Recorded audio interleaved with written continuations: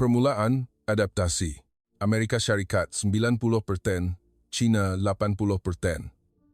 Seorang profesor Harvard telah membuat satu kenyataan yang mengejutkan di tengah-tengah dewan kuliah. Tanpa Malaysia, kilang-kilang di negara paling maju di dunia terpaksa berhenti beroperasi. Seluruh dunia bergegar. Jantung industri otomotif Amerika, bateri untuk kenderaan elektrik EV, 78% datangnya dari Malaysia. Jiwa kepada produk-produk elektronik China, mikropemproses kecerdasan buatan, AI, 87% berasal dari Malaysia. Sebuah negara yang 50 tahun lalu belajar setiap inci teknologi, kini telah menjadi sebuah negara yang mengajar semula pihak lain. Tetapi reaksi yang paling mengejutkan datang dari China. Walaupun mereka tidak mahu mengakuinya, itulah hakikatnya. Era di mana guru menjadi murid dan murid menjadi guru. Kisah penuh di sebalik pembalikan yang menggegarkan ini, tirainya akan disingkap sekarang. Sebelum kita bermula, berikan sokongan kepada Malaysia dengan menekan butang suka dan tinggalkan komen Malaysia boleh. Amerika Syarikat 90%, China 80%. Ada sesiapa tahu apa maksud nombor-nombor ini? Saya memaparkan kedua-dua angka itu pada skrin besar Dewan Kuliah dan memandang sekeliling Dewan Besar di Kennedy School, University Harvard.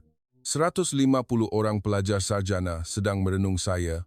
Mata mereka dipenuhi rasa ingin tahu bercampur sedikit kebosanan. Profesor, apakah itu? Aiman, yang duduk di barisan hadapan, bersuara. Dia seorang pelajar pintar yang pernah bekerja di Khazanah Nasional.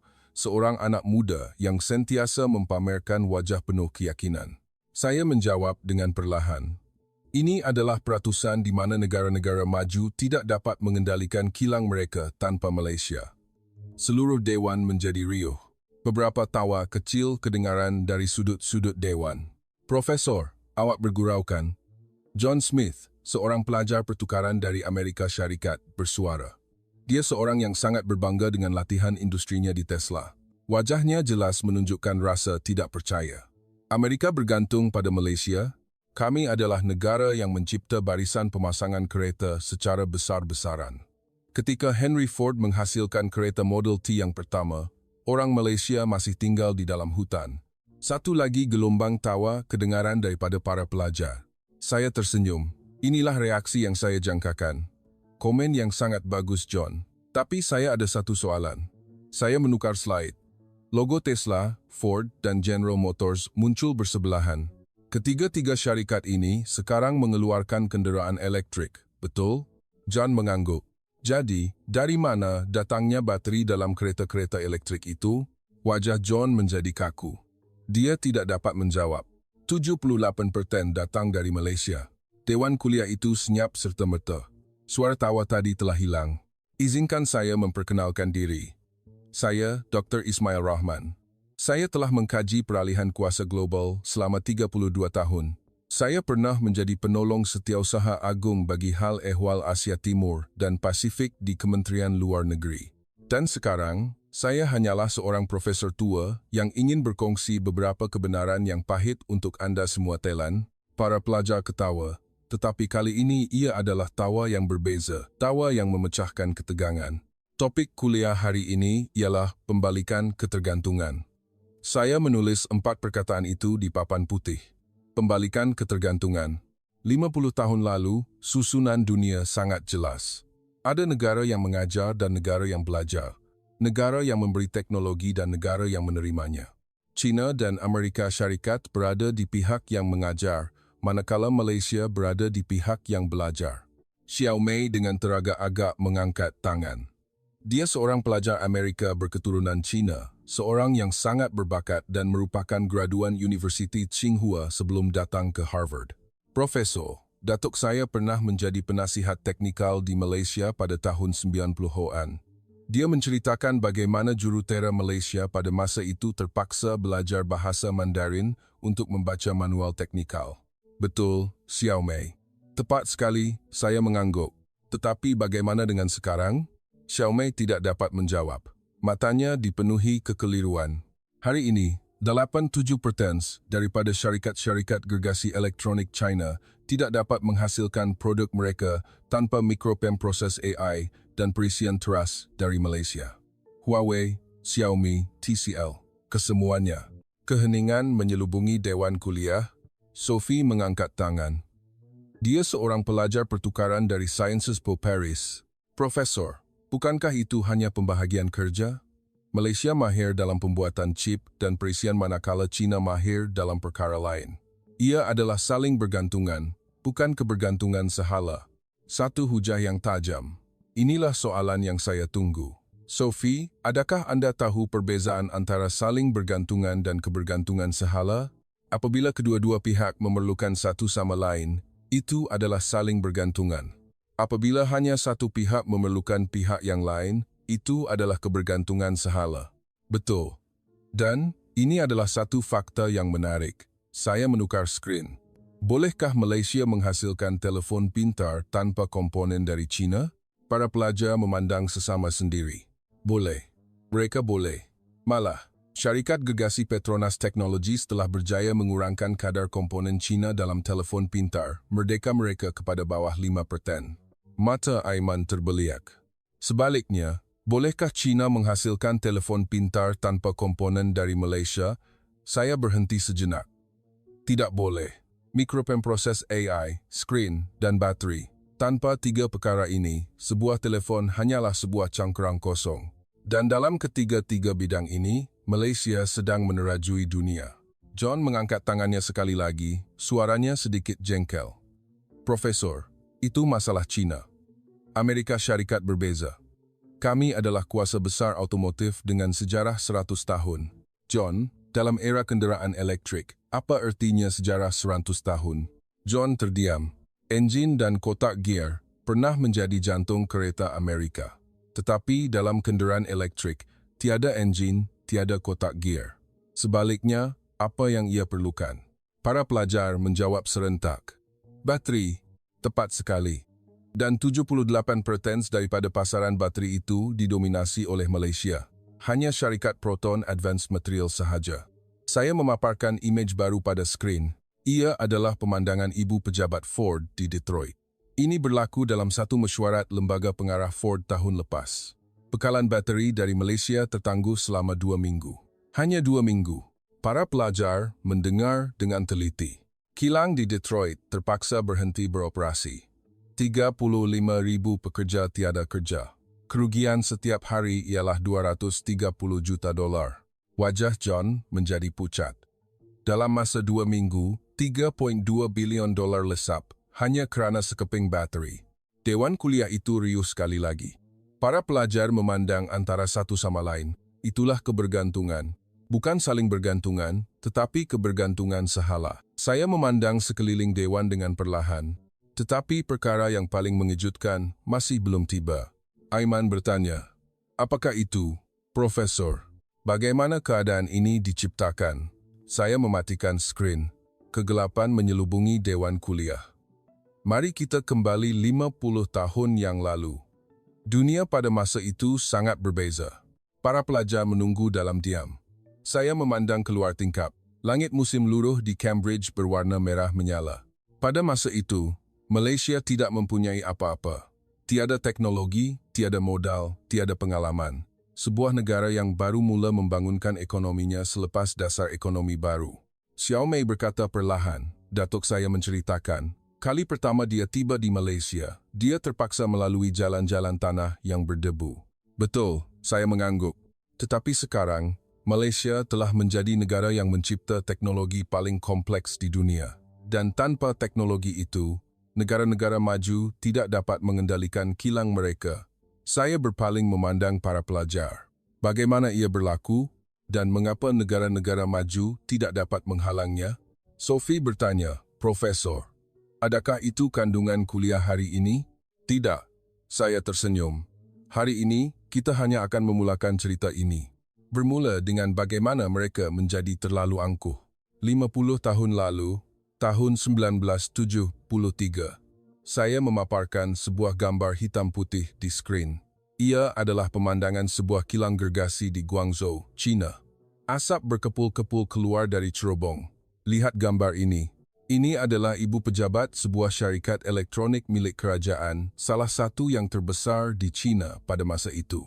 Para pelajar mengangguk. Adakah Anda tahu apa yang dilakukan oleh jurutera Malaysia di kilang ini?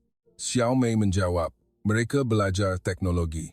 Betul, tetapi belajar adalah satu cara yang agak sopan untuk menggambarkannya. Saya memaparkan gambar seterusnya. Ia adalah imej anak-anak muda Malaysia sedang mencatat nota di satu sudut kilang. Mereka melakukan kerja-kerja remeh dan curi-curi belajar teknologi dari belakang bahu orang lain. Apabila jurutera Cina pergi makan tengah hari, mereka menyelinap untuk menyentuh mesin. Pada waktu malam, mereka kembali ke asrama dan mencatat apa yang mereka lihat pada siang hari di dalam buku nota. Aiman bertanya, kenapa mereka perlu berbuat begitu? Kenapa tidak ada pemindahan teknologi secara rasmi? Soalan yang bagus, Aiman. Saya tersenyum pahit. Biar saya beritahu Anda apa sikap China pada masa itu. Saya membaca satu petikan dari laporan Kementerian Industri dan Perdagangan China pada zaman itu. Pemindahan teknologi ke Malaysia mesti dihadkan pada tahap minimum. Mereka tidak akan sekali-kali dapat mengejar kita. Dalam apa jua keadaan, jangan pindahkan teknologi teras. Dewan kuliah itu senyap. Mereka tidak akan sekali-kali dapat mengejar kita. Mereka benar-benar percaya begitu. John bertanya, dan Amerika Syarikat juga begitu? Lagi teruk. Saya memaparkan satu lagi gambar.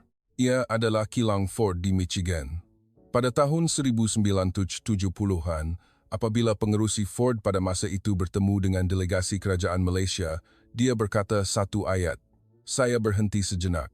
Kereta bukanlah sesuatu yang boleh dibuat oleh sesiapa sahaja. Ia memerlukan sejarah 100 tahun. Anda orang Malaysia hanya perlu pasang komponen kami sahaja, itu sudah memadai." Wajah John memerah. Saya tidak pasti sama ada kerana malu atau segan.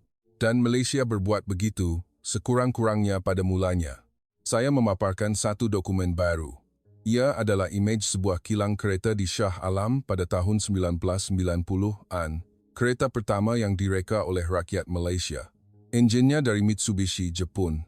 Kotak gearnya juga. Malah lukisan chassis dibeli dari Itali. Sophie berkata, jadi apa yang Malaysia buat? Badan, kereta, dan maruah bangsa. Para pelajar ketawa. Ini bukan perkara main-main, kata saya dengan serius. Maruah bangsa itulah yang mengubah segalanya. Saya membaca satu petikan dari memoir seorang jurutera Malaysia pada zaman itu. Kami terpaksa menunduk kepada jurutera Jepun dan China. Jika mereka tidak ajar, kami tidak boleh buat apa-apa. Setiap malam kami mengetap gigi, satu hari nanti, pasti kita akan melakukannya sendiri. Wajah Xiao Mei menjadi kompleks. Datuknya berada di pihak yang mengajar. Xiao Mei, jika kamu rasa tidak selesa, beritahu saya. Saya memandangnya.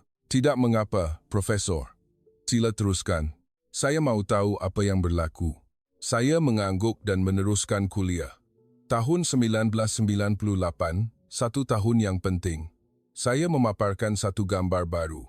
Ia adalah Majlis Pecah Tanah Koridor Raya Multimedia di Cyberjaya. Petronas Tech mengumumkan mereka akan menceburi bidang perisian dan kemudiannya reka bentuk chip. Adakah Anda tahu apa reaksi China? Aiman bertanya. Mereka mentertawakannya, bukan sekadar mentertawakan. Saya memetik satu artikel dari sebuah akhbar Cina pada masa itu. Malaysia mahu membuat perisian? Jenaka paling lucu tahun ini. Mereka bahkan tidak boleh membuat televisyen sendiri dengan betul. Para pelajar ketawa lagi. Tetapi, adakah Anda tahu apa yang berlaku 5 tahun kemudian? Saya beralih ke slide seterusnya. Petronas Tech berjaya membangunkan perisian perusahaan sumber perusahaan pertama di Asia Tenggara, bersaing secara langsung dengan produk dari China. Dewan kuliah itu senyap. China terkejut. Bagaimana mereka melakukannya? Mereka tidak dapat faham. Saya membaca satu temu bual dengan seorang jurutera Huawei pada masa itu. Kami percaya ia mustahil. Teknologi yang kami ambil masa 20 tahun untuk bangunkan, Malaysia hanya perlukan 5 tahun untuk mengejar. Pasti mereka telah mencuri teknologi dari mana-mana. John bertanya, adakah mereka benar-benar mencuri?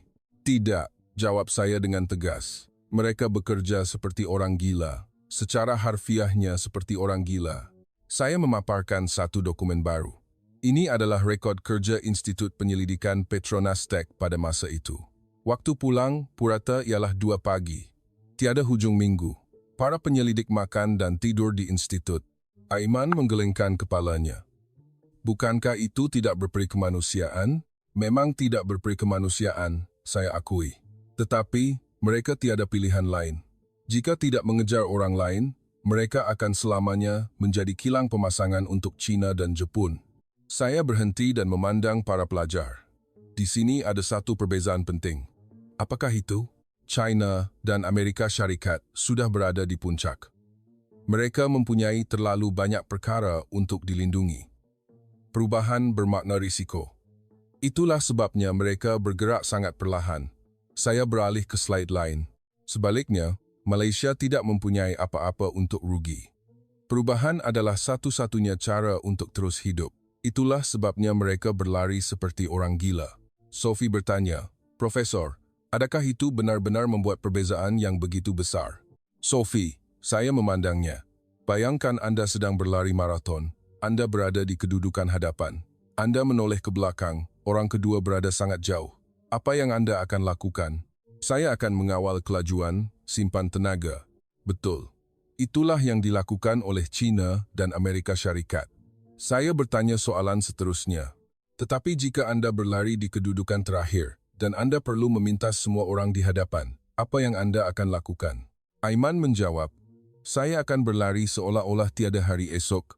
Tepat sekali, saya mengangguk. Malaysia telah berlari seolah-olah tiada hari esok. Sementara yang di hadapan sedang mengawal kelajuan. Apakah hasilnya?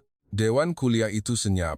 10 tahun kemudian, 20 tahun kemudian, 30 tahun kemudian, jurang itu mula mengecil. Dan pada satu ketika, saya teragak-agak pembalikan telah berlaku. Tahun 2012. Saya memaparkan data baru pada skrin. Satu peristiwa penting berlaku pada tahun itu. Petronas Tech menjadi syarikat Malaysia pertama yang mencapai pendapatan $1 bilion dari ekspor perisian dan mula melabur secara besar-besaran dalam reka bentuk chip. Para pelajar berbisik. Syarikat Malaysia pertama, lebih awal daripada China dalam beberapa bidang, tanya Xiaomei dengan nada tidak percaya. Betul, lebih awal kira-kira 3 bulan berbanding pesaing China mereka dalam melancarkan chip AI khusus untuk pemprosesan imej. Saya menjelaskan keadaan pada masa itu. China terkejut. Buat pertama kalinya, mereka dipintas oleh sebuah syarikat Malaysia dari segi teknologi. Sebuah negara yang pernah mereka percaya tidak akan dapat mengejar. Selepas 20 tahun mendominasi industri elektronik, John bertanya, bagaimana reaksi China pada masa itu? Soalan yang bagus. Saya tersenyum pahit. China menafikannya. Ini hanyalah fenomena sementara. Kita akan mengejar mereka semula tidak lama lagi. Begitulah pemikiran mereka. Dan kemudian, mereka tidak dapat mengejar. Saya memaparkan satu graf. Ia adalah perubahan share pasaran chip AI khusus dari tahun 2010 hingga 2025. Tahun 2010, share pasaran China 49%, Malaysia 15%. Para pelajar mengangguk. Tahun 2015, China 28%, Malaysia 37%. Angka-angka mula terbalik. Tahun 2020, China 9%, Malaysia 58%. Keluhan kedengaran di dalam Dewan. Tahun 2025, China 3%, Malaysia 72%. John menggumam, tidak boleh percaya. Kerana ia boleh berlaku, maka ia menjadi realiti, John. Saya menunjuk pada graf itu. Hanya dalam 15 tahun, semuanya telah terbalik sepenuhnya. Negara yang mengajar telah menjadi negara yang belajar.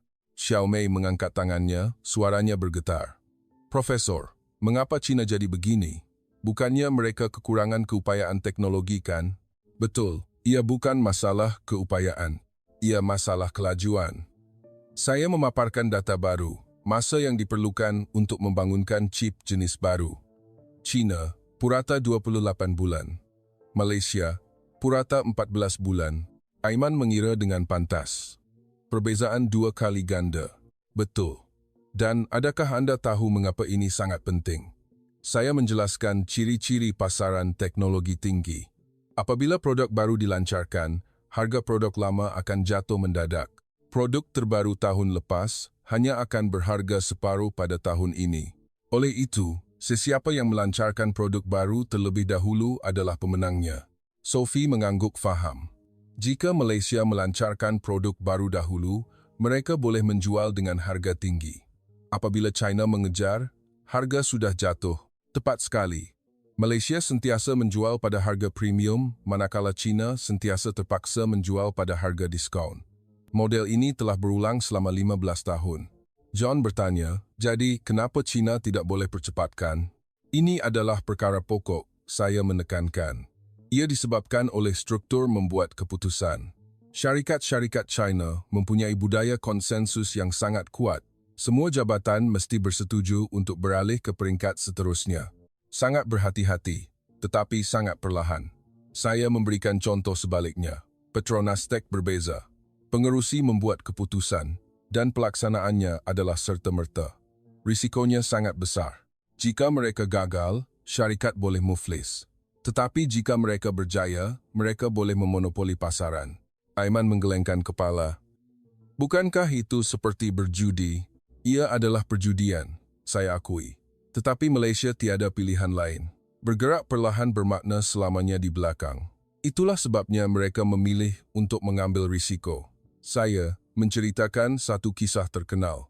Ada satu petikan daripada seorang usahawan besar Malaysia. Pemikiran lama, cara lama, hasil lama. Mahu hasil baru, perlu pemikiran baru, cara baru. Anda pernah dengar ayat ini? Para pelajar mengangguk. Adakah Anda tahu apa maksudnya? Jangan leka, terus berubah. Berhenti bermakna mati. Semangat itulah yang mencipta Petronas Tech dan mencipta Malaysia hari ini. Saya beralih kepada kisah Amerika. John, sekarang kita akan bercakap tentang Amerika Syarikat.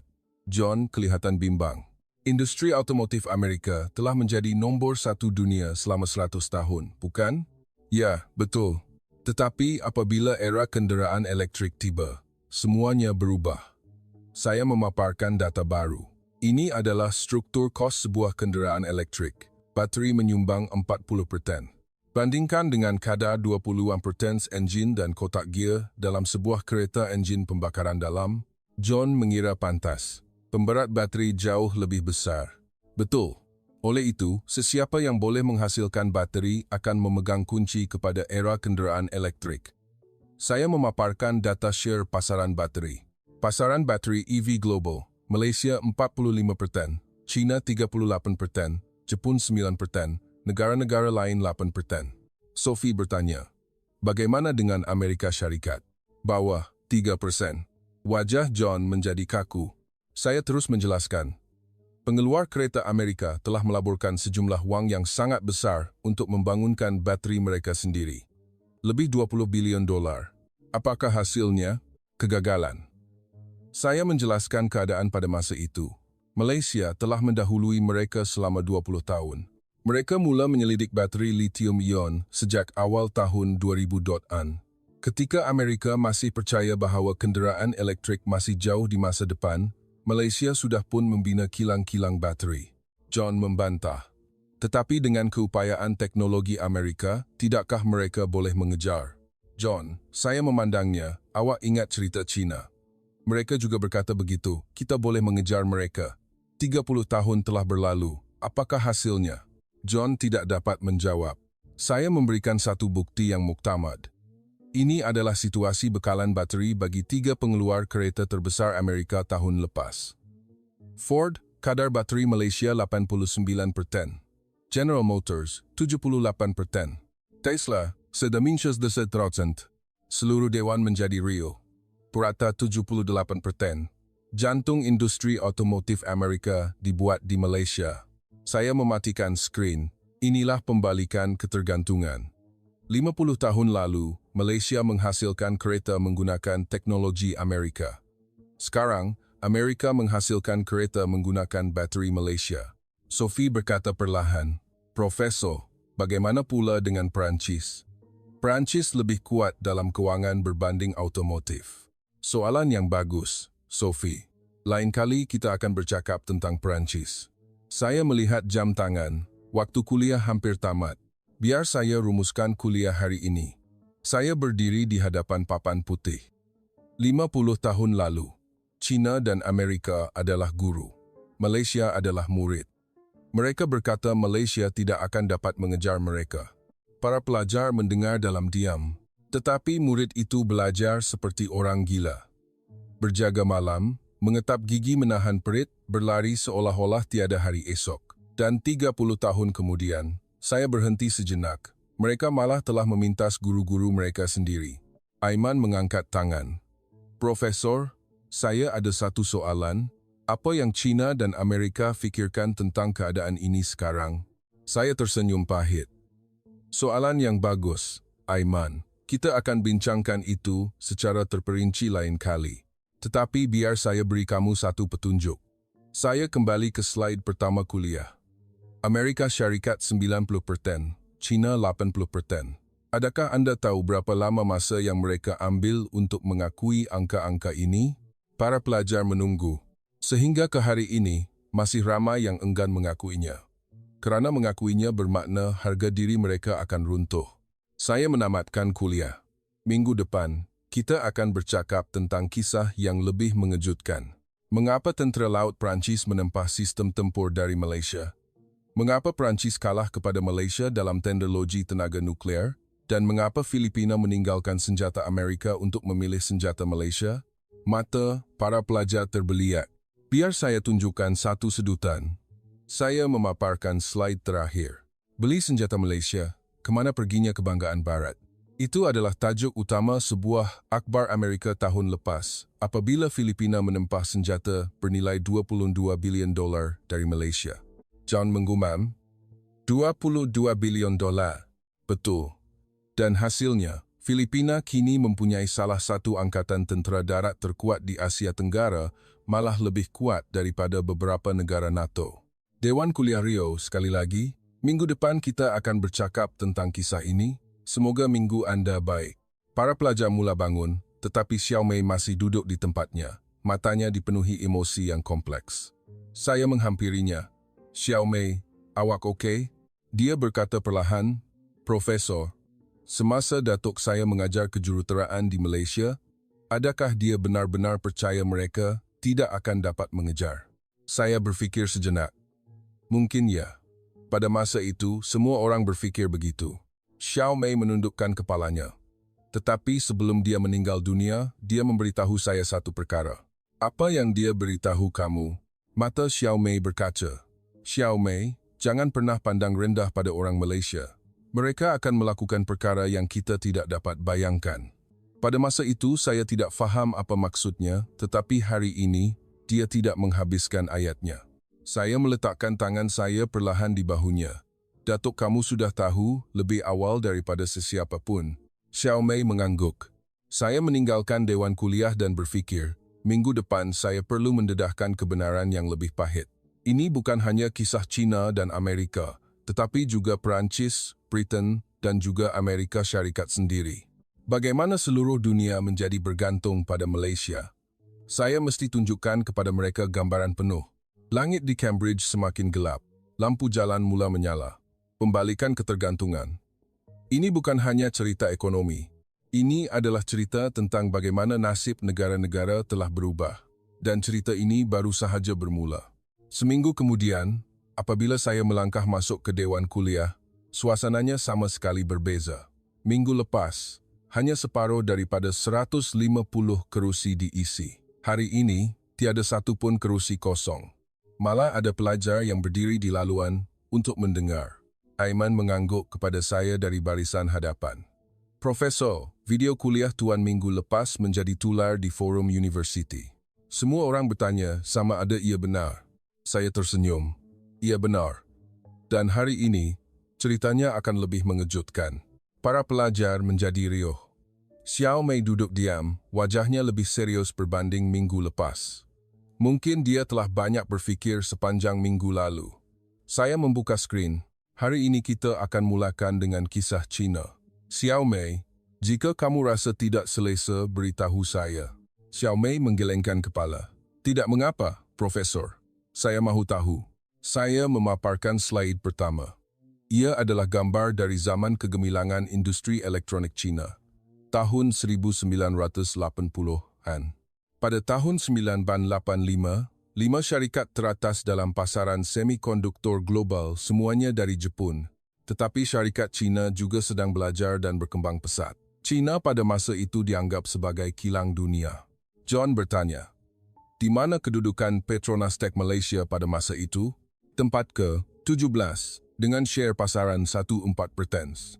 Para pelajar ketawa. Ini bukan perkara untuk ditertawakan, kata saya dengan serius. Adakah anda tahu bagaimana kedudukan itu berubah 40 tahun kemudian? Saya memaparkan slide seterusnya. Share pasaran mikro pemproses AI khusus. Petronas Tech 41.5%, wawasan AI 28.7%. Dua syarikat Malaysia menguasai 70% pasaran. Aiman mengira pantas. Bagaimana dengan China? Hanya tinggal satu syarikat, SMIC, dengan share pasaran 1.2% dan tahun lepas mencatatkan kerugian 3 bilion yuan. Dewan kuliah itu senyap. Saya memaparkan satu data penting. Perkara yang paling mengejutkan adalah ini. Tahap kebergantungan syarikat elektronik China pada komponen Malaysia. Satu jadual muncul di skrin. Huawei, pemproses image 92% dari Malaysia. Xiaomi, modul paparan 87% dari Malaysia. TCL, panel OLED 94% dari Malaysia. Oppo, penderia image, sebahagian besar dari Malaysia. Purata, 87%. Angka yang saya sebutkan pada mulanya. Xiaomei mengangkat tangannya, suaranya bergetar. Profesor, adakah itu bermakna syarikat China tidak boleh menghasilkan televisyen tanpa komponen Malaysia? Mereka tidak boleh menghasilkan televisyen, tidak boleh menghasilkan telefon pintar, dan tidak boleh menghasilkan kamera. Saya memberikan satu contoh khusus. Ini benar-benar berlaku tahun lepas. Apabila hubungan Malaysia-China tegang, kerajaan China mengenakan sekatan ekspor ke atas Malaysia. Anda ingat? Para pelajar mengangguk. Adakah Anda tahu apa yang syarikat-syarikat China lakukan? Saya memaparkan satu keratan akhbar pada masa itu. Tajuk utama dari People's Daily. Perniagaan China merayu kerajaan tarik balik sekatan ekspor. Kerugian akan menjadi besar jika Malaysia bertindak balas. Aiman kelihatan terkejut. Syarikat China menentang kerajaan mereka sendiri? Betul, kerana jika Malaysia bertindak balas, syarikat-syarikat China akan menanggung kerugian yang lebih besar. Saya terus menjelaskan, apa yang China skat adalah sejenis nadir bumi yang diperlukan untuk pembuatan chip di Malaysia. China memegang 70% share pasaran.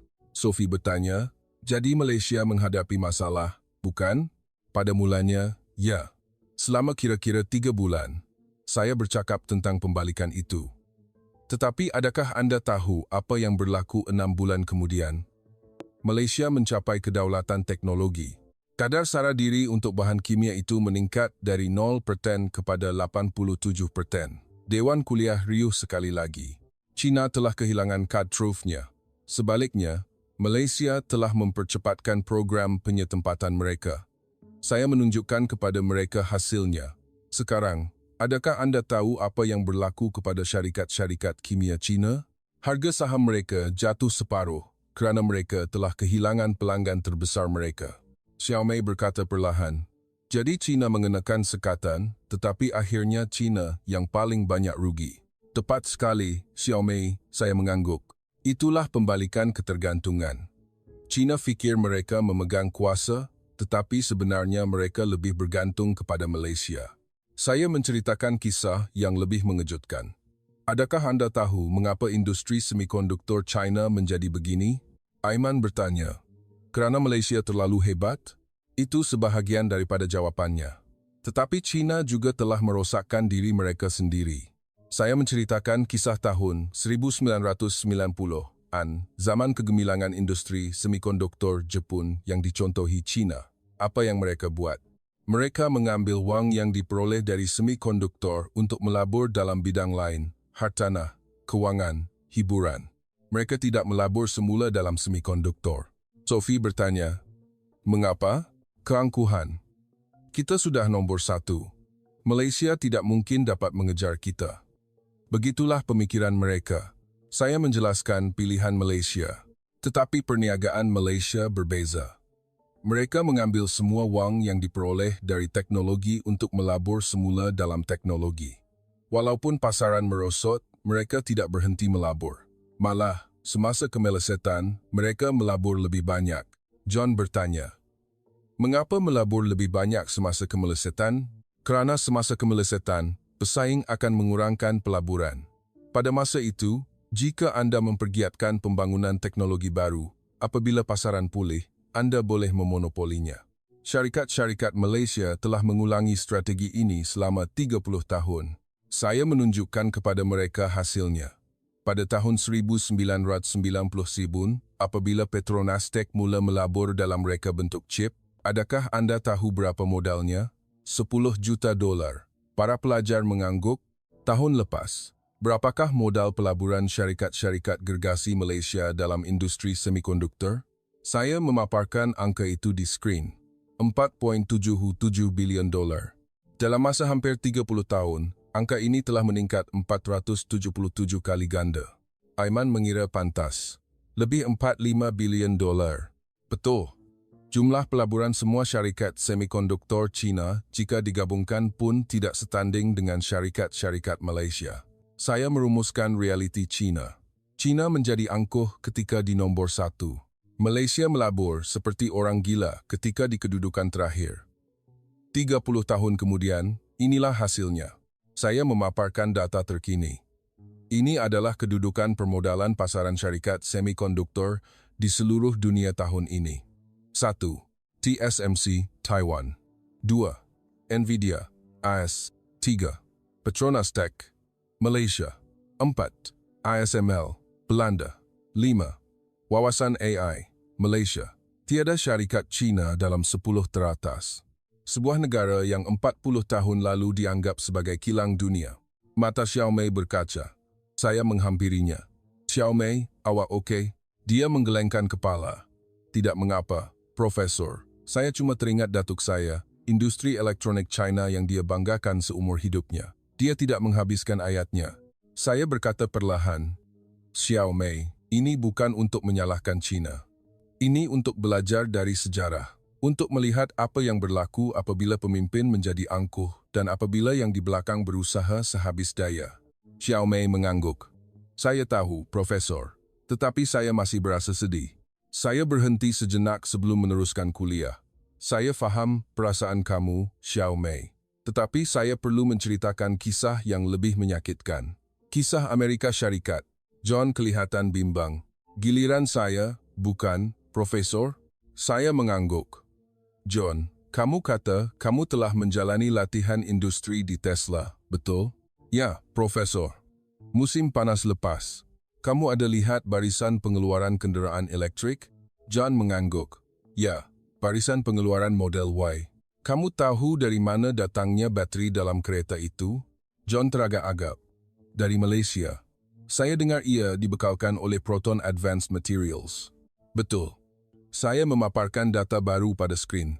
Ini adalah situasi bekalan bateri EV bagi 3 pengeluar kereta terbesar Amerika. Ford, bateri Malaysia 89%. General Motors, bateri Malaysia 78%. Tesla, bateri Malaysia 67%.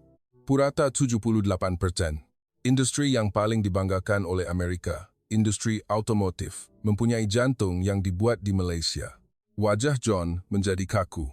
Aiman bertanya, "Tetapi Profesor, tidakkah Amerika boleh menghasilkan bateri sendiri? Mereka mempunyai teknologinya." Soalan yang bagus. Saya menjelaskan sejarah pembangunan bateri di Amerika. Amerika telah cuba membangunkan bateri mereka sendiri sejak pertengahan 2010-an. Ford adalah syarikat yang paling aktif. Pada tahun 2017, mereka mengisytiharkan akan berdikari dalam hal bateri. Sophie bertanya, "Apakah hasilnya?"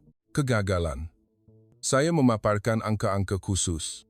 "Adakah Anda tahu berapa banyak wang yang telah Ford laburkan dalam penyelidikan dan pembangunan bateri?" Dari 2017 hingga 2023, sejumlah 34 bilion dolar. Para pelajar terkejut. 34 bilion dan masih gagal? Ya. Adakah Anda tahu mengapa? Saya menunjukkan perkara pokok. Malaysia telah menyelidik bateri sejak tahun 2000-an. Apabila Amerika bermula, Malaysia sudah pun menghasilkan bateri generasi ketiga secara besar-besaran. 34 bilion dolar tidak dapat mengisi jurang 20 tahun. John membantah. Tetapi dengan teknologi Amerika, tidakkah mereka boleh mengejar dengan cepat? John, saya memandangnya. Awak ingat cerita China. Mereka berkata, perkara yang sama. Kita boleh mengejar mereka. Apakah hasilnya? John tidak dapat menjawab. Saya memetik satu contoh yang muktamad. Ini berlaku tahun lepas di kilang Ford di Detroit. Para pelajar menumpukan perhatian. Bekalan bateri dari Malaysia tertangguh selama 2 minggu. Puncanya adalah masalah logistik. Kapal kontena tiba lewat. Aiman bertanya. Dan kemudian, kilang terpaksa berhenti beroperasi. Selama 13 hari, saya menunjukkan kepada mereka skala kerugian. Pengeluaran harian, 1,200 kenderaan. 13 hari, 15,600 kenderaan. Harga purata setiap kenderaan, 60,000. Jumlah kerugian pengeluaran, 936 juta dolar. Sophie mengira pantas. Hampir 1 bilion dolar. Betul, Aiman. Hanya kerana bateri tiba lewat 2 minggu, kerugian melebihi 1 bilion dolar. Saya mendedahkan sebahagian minit mesyuarat dalaman Ford. Ini adalah dokumen yang bocor. Kandungan yang dibincangkan dalam lembaga pengarah Ford. Kita mesti mengurangkan kebergantungan pada bateri Malaysia. Ada alternatif dari China, tetapi kualitinya lebih rendah. Apa yang patut kita buat? Buat masa ini, tiada alternatif lain. Dewan kuliah itu senyap. Saya berkata perlahan. Ini adalah kali pertama dalam sejarah 100 tahun industri otomotif Amerika. Kali pertama mereka terpaksa bergantung 100% kepada negara luar untuk komponen teras.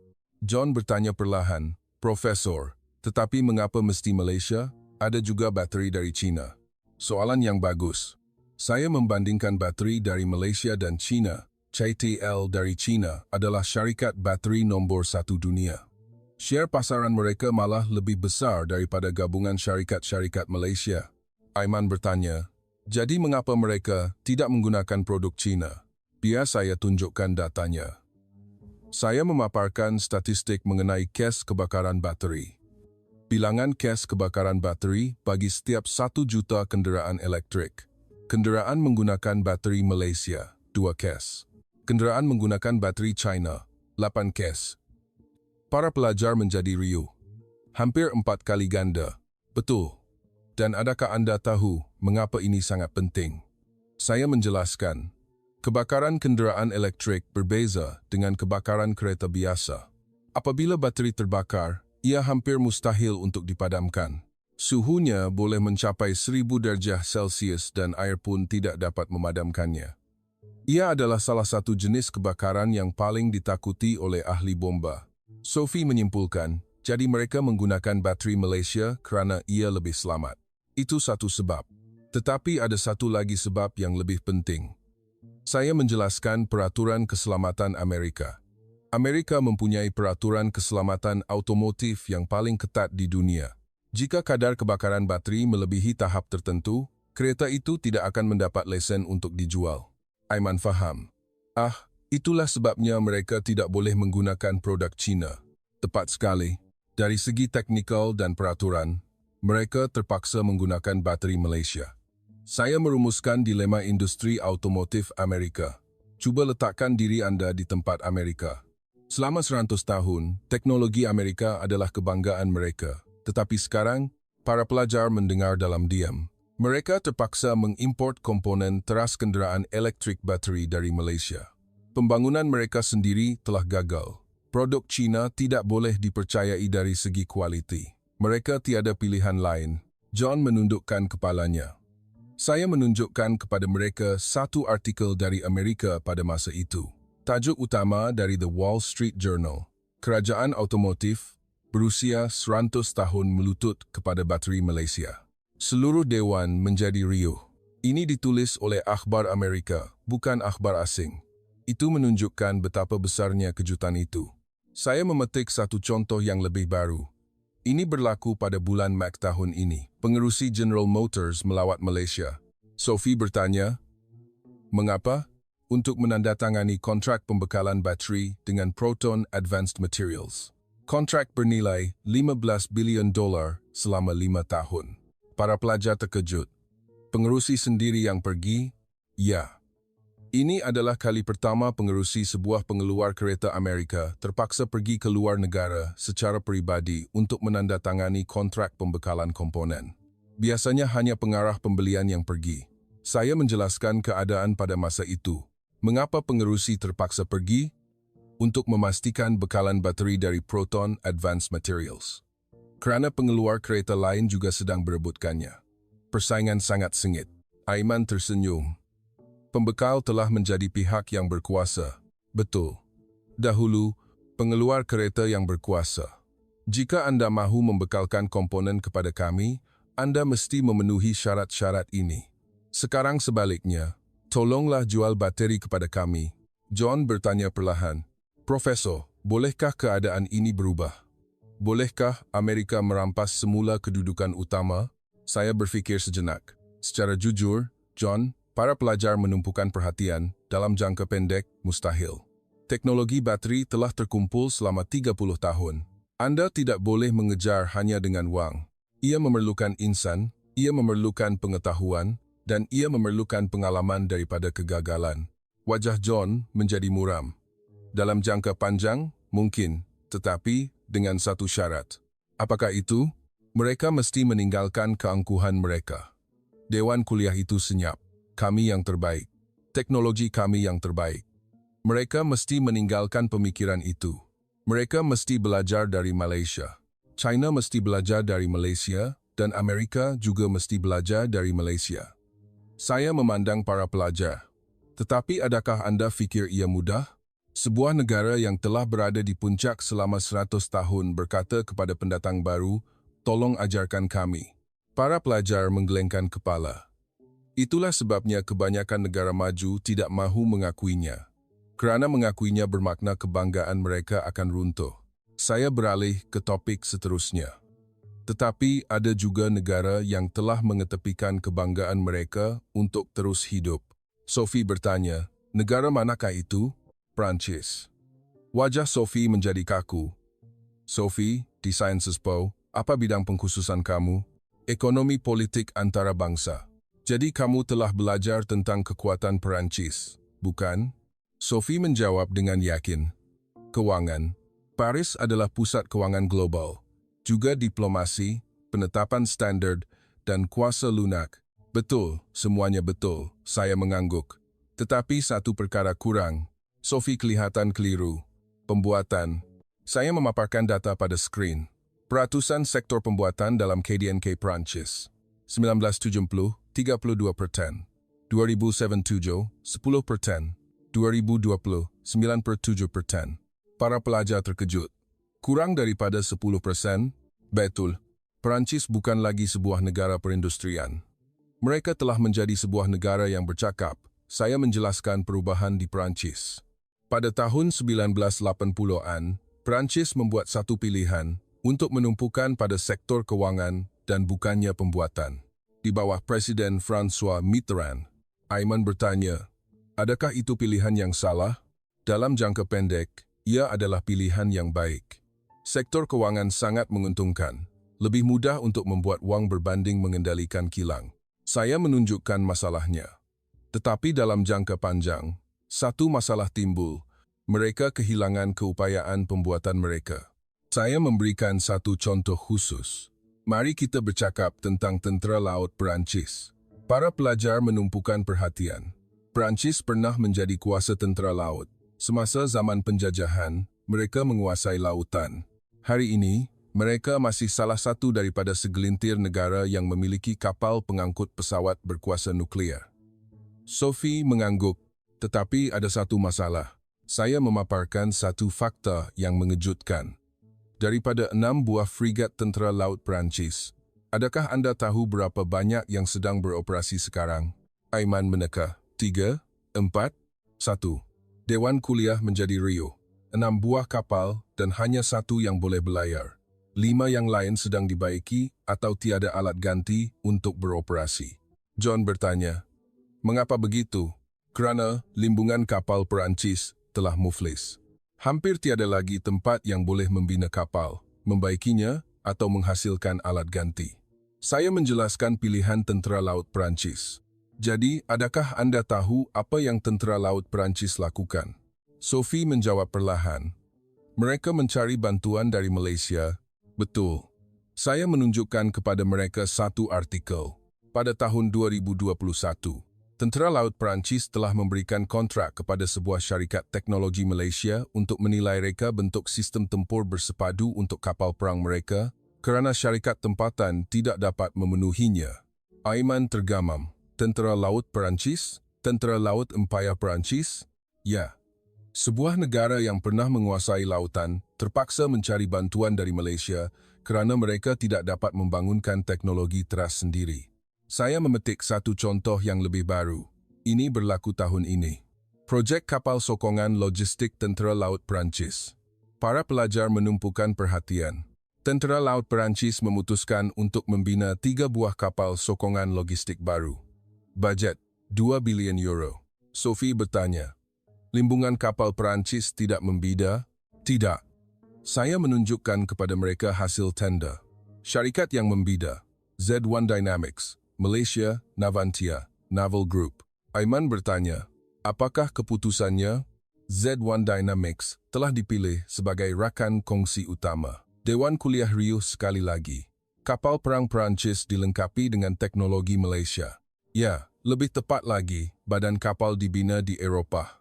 Tetapi sistem otaknya, iaitu sistem kawalan dan tempur dibangunkan dan diintegrasikan oleh Malaysia. Wajah Sophie menjadi kompleks. Saya menjelaskan reaksi di Perancis. Di Perancis, timbul satu kontroversi besar. Menyerahkan keselamatan negara kita kepada orang asing, melepaskan industri pertahanan kita, kritikan sangat hebat. John bertanya, "Tetapi mengapa mereka memilih Malaysia?" Ada 3 sebab, saya menjelaskan. Pertama, harga. ZZ Dynamics menawarkan harga terendah, 30% lebih murah daripada Naval Group. Kedua, masa penghantaran. Malaysia berjanji akan menyiapkan projek dalam masa 3 tahun. Syarikat Perancis berkata mereka memerlukan lebih 5 tahun. Ketiga, kualiti. Keupayaan teknologi Malaysia telah terbukti. Mereka membekalkan sistem yang serupa kepada banyak negara di dunia. Aiman merumuskan, murah, cepat dan bagus. Betul. Dari pihak Perancis, mereka tiada pilihan lain. Saya menjelaskan dilema Perancis. Adakah anda tahu betapa teragak-agaknya kerajaan Perancis? Membenarkan sebuah syarikat asing membangunkan sistem teras kapal perang adalah satu isu kebanggaan negara. Tetapi Sophie berkata perlahan, mereka memilih realiti berbanding kebanggaan. Betul, Sophie. Perancis telah mengakui realiti. Kita tidak lagi mahir dalam bidang ini. Mari serahkan kepada negara yang melakukannya dengan lebih baik. Saya memberikan contoh yang serupa. Tenaga nuklear juga begitu. Para pelajar menumpukan perhatian. Perancis pernah menjadi kuasa nuklear. Mereka adalah salah satu negara terkemuka dunia dalam teknologi nuklear. Sophie mengangguk. Tetapi adakah anda tahu bagaimana keadaan industri nuklear Perancis sekarang? Saya menunjukkan kepada mereka keadaan semasa. Loji tenaga nuklear yang sedang dibina di Perancis, Flamanville 3, dibina oleh EDF dari Perancis. Adakah anda tahu berapa bajetnya? Aiman bertanya. Berapa? Pada mulanya 3.3 bilion euro. Sekarang ia telah meningkat kepada 12.4 bilion euro. Hampir 4 kali ganda. Para pelajar terkejut. Masa pembinaan juga sama. Pada mulanya, dijangka siap pada 2012. Sekarang telah ditangguhkan ke 2023, lewat 11 tahun. Saya memberikan contoh sebaliknya. Adakah anda tahu bagaimana loji tenaga nuklear yang Malaysia bina untuk Emiria Arab Bersatu, Loji Barakah, berjalan? Sophie bertanya, bagaimana? Bajet 20 bilion dolar. Kos sebenar, 20 bilion dolar. melebihi bajet 0%. Para pelajar menjadi riuh. Bagaimana pula dengan masa pembinaan? Mengikut kontrak, ia akan siap pada 2017. Realitinya, reaktor pertama mula beroperasi pada 2020, lewat 3 tahun disebabkan pandemik COVID. Tetapi itu adalah keadaan umum semua projek di dunia pada masa itu. Dalam keadaan normal, mereka akan menepati janji. Saya membandingkan kedua-dua kes. Loji nuklear Perancis, bajet 4 kali ganda, lewat 11 tahun. Loji nuklear dibina Malaysia, bajet tepat. Aiman berkata, perbezaannya sangat besar. Itulah sebabnya Perancis kini mengalihkan perhatian kepada Malaysia. Saya menunjukkan kepada mereka satu berita baru-baru ini. Awal tahun ini, Menteri Tenaga Perancis melawat Malaysia untuk membincangkan kerjasama teknologi nuklear. Sophie berkata perlahan, sebuah negara yang pernah menjadi kuasa nuklear kini terpaksa belajar daripada pendatang baru. Ya, itulah realitinya. Saya merumuskan keadaan Perancis. Perancis adalah kuasa kewangan, kuasa diplomatik, kuasa lunak, tetapi saya menunjukkan perkara pokok. Mereka telah kehilangan keupayaan pembuatan. Mereka tidak boleh membina kapal. Mereka tidak boleh membina loji tenaga nuklear. Itulah sebabnya sekarang mereka terpaksa mencari bantuan dari Malaysia. Sophie mengangkat tangan. Profesor, jadi adakah Perancis membuat pilihan yang salah dengan memilih kewangan berbanding pembuatan? Saya berfikir sejenak. Kita tidak boleh menyimpulkan ia adalah satu kesilapan. Terima kasih kepada sektor kewangan, Perancis masih merupakan ekonomi ke-6 terbesar di dunia. Tetapi, saya mengimbangi, ada harga yang perlu dibayar. Harga itu adalah kehilangan keupayaan pembuatan, dan sekarang mereka sedang membayar harga itu. Saya beralih ke topik seterusnya. Tetapi Perancis bukan satu-satunya negara yang mengetepikan kebanggaan untuk mengakui realiti. Ada sebuah negara lain yang membuat pilihan yang lebih berani. Aiman bertanya, negara manakah itu? Filipina. Para pelajar kelihatan terkejut. Filipina, sebuah negara di Asia Tenggara? Ya. Dan Filipina itu kini mempunyai salah satu angkatan tentera darat terkuat di Asia Tenggara. Dewan Kuliah riuh sekali lagi. Bagaimana? Terima kasih kepada Malaysia. 24 Februari 2022. Saya menulis tarikh itu di papan putih. Ada sesiapa tahu hari apakah ini? Aiman menjawab, hari Rusia menceroboh Ukraine. Betul. Dan pada hari itu, peta Eropah mula berubah.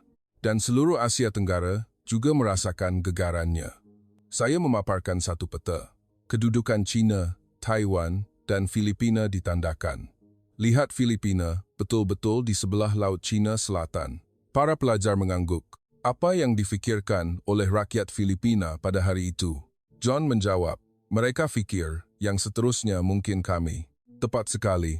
Saya menjelaskan secara ringkas sejarah Filipina. Filipina, dalam sejarah, adalah sebuah negara yang telah mengalami banyak pencerobohan dan penjajahan. Mereka sangat memahami nilai kemerdekaan dan ancaman dari kuasa-kuasa besar. Xiao Mei bertanya, jadi rakyat Filipina sangat bimbang? Ya, mereka tahu keamanan bukanlah selama-lamanya. Itulah sebabnya mereka menyoal satu soalan. Saya mengemukakan soalan teras. Jika China menyerang, berapa hari kita boleh bertahan? Ia adalah satu pengiraan yang dingin. Saya membandingkan kekuatan tentera Filipina dan China. Saya menunjukkan kepada mereka keadaan tentera Filipina pada masa itu. Februari 2022, peralatan utama tentera Filipina, kereta kebal M48 Patton, sejumlah kecil buatan AS, diimport sejak $1970. Meriam gerak sendiri M9, beberapa dozen unit buatan AS, prestasi terhad. Jet pejuang F-50, 12 buah buatan Korea Selatan, jenis ringan. Semua peralatan sudah usang.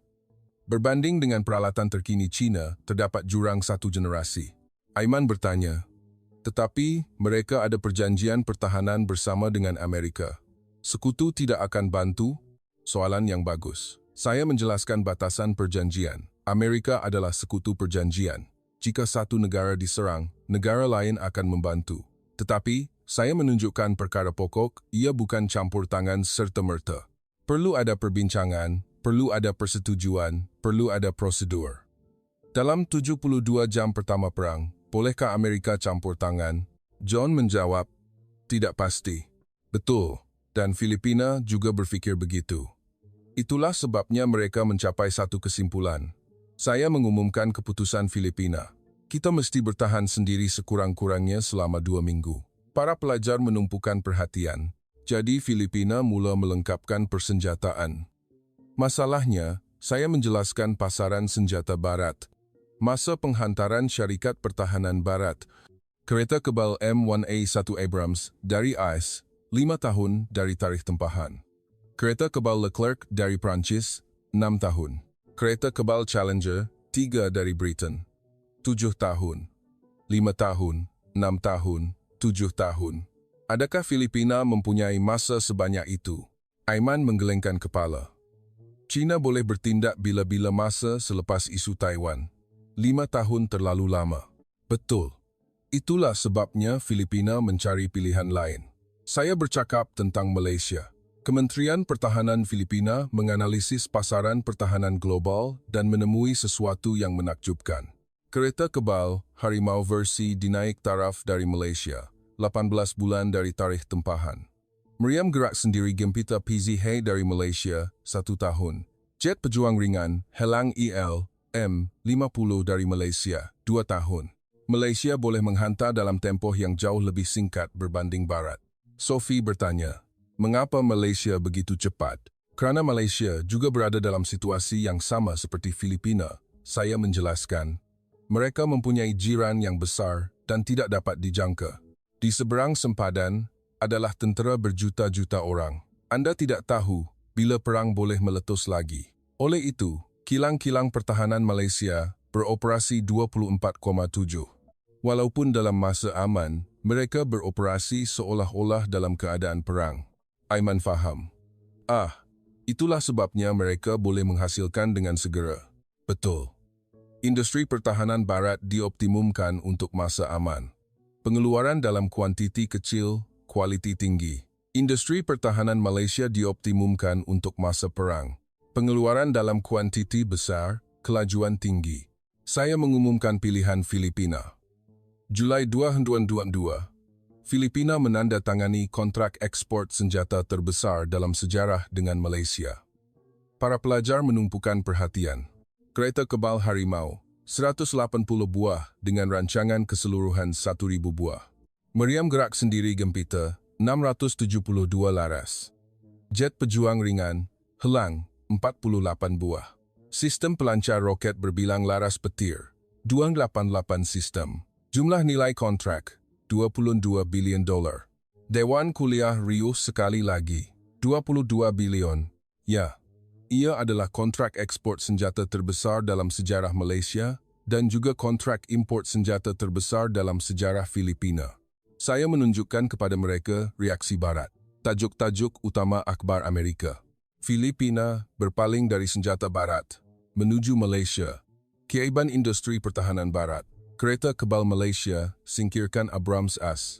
Kebanggaan Barat melutut kepada Asia Tenggara. John kelihatan tidak selesa. Amerika pasti sangat marah. Bukan sekadar marah, mereka berang. Saya menjelaskan keadaan pada masa itu. Amerika dan Filipina adalah sekutu lama. Hubungan sejarah mereka juga kompleks. Tetapi, Filipina tidak membeli senjata Amerika, sebaliknya dari Malaysia. Saya membentangkan reaksi Amerika. Adakah Anda tahu apa yang dikatakan oleh Setiausaha Pertahanan Amerika? Saya tidak dapat memahami keputusan Filipina. Sebagai sekutu Amerika, adalah wajar untuk membeli senjata Amerika. Aiman bertanya, bagaimana Filipina menjawab? Saya memetik kata-kata Setiausaha Pertahanan Filipina. Kami telah meminta kereta kebal Abrams dari Amerika. Ia mengambil masa 8 bulan untuk mendapat jawapan dan akhirnya mereka menolak. Malaysia menghantar kontrak dalam masa 2 minggu. Kami tidak mempunyai masa. Dewan Kuliah itu senyap. Saya membentangkan satu kenyataan yang lebih terus terang. Kata-kata Presiden Filipina, jika Anda marah, berlumbalah untuk mengejar kami. Kami perlu melindungi rakyat kami. Para pelajar ketawa, tetapi ia adalah senyuman yang pahit. Saya menunjukkan kepada mereka hasilnya. Sekarang, Adakah Anda tahu bagaimana keadaan tentera Filipina? Saya memaparkan data terkini. Kekuatan tentera Filipina pada 2024. Kereta kebal harimau dan lain-lain, sekitar 500 buah, teratas di Asia Tenggara. Meriam gerak sendiri gempita dan lain-lain, sekitar 800 laras, teratas di Asia Tenggara. Jet pejuang FA-50 dan Helang, sekitar 100 buah, dengan penambahan seterusnya. Filipina kini mempunyai angkatan tentera darat terkuat di Asia Tenggara. John bertanya, lebih kuat daripada Thailand atau Indonesia? Ya. Dari segi bilangan kereta kebal sahaja, Filipina mempunyai 2 kali ganda berbanding negara-negara lain di rantau ini. Dewan Kuliah Rio, sekali lagi. Saya bercakap tentang satu perkembangan yang tidak dijangka, dan satu perkara menarik telah berlaku. Para pelajar menumpukan perhatian. Negara-negara Asia Tenggara mula mencontohi Filipina. Saya menunjukkan kepada mereka senarai kontrak seterusnya. Indonesia sedang mempertimbangkan untuk membeli meriam Gempita. Malaysia telah menandatangani kontrak untuk 18 laras Gempita. Thailand sedang mempertimbangkan untuk membeli lebih banyak Gempita. Myanmar sudah pun mengendalikan 24 laras Gempita. Seluruh Asia Tenggara mula melengkapkan persenjataan dengan senjata Malaysia. Sophie berkata, Filipina telah mewujudkan satu duluan. Betul, Filipina berani. Kita tidak perlu membeli senjata barat, cukup beli senjata yang bagus. Mereka telah membuktikannya. Saya merumuskan pengajaran utama. Filipina telah mengetepikan kebanggaan. Mereka meninggalkan pemikiran bahawa kerana mereka sekutu barat, mereka mesti membeli senjata barat. Sebaliknya, mereka memilih realiti. Senjata terbaik, terpantas, dan termurah. Saya memandang para pelajar. Apakah hasilnya? Filipina kini adalah salah satu negara paling selamat di rantau ini. Sebuah negara yang China tidak boleh sentuh dengan mudah. Aiman berkata, meninggalkan kebanggaan telah menjadikan mereka lebih kuat. Ya, itulah perkara pokoknya. Saya beralih ke topik seterusnya. Tetapi Filipina bukan satu-satunya negara yang meninggalkan kebanggaan untuk memilih Malaysia. Ada juga negara-negara terkaya di dunia. Gergasi minyak di Timur Tengah. Para pelajar terkejut. Ya,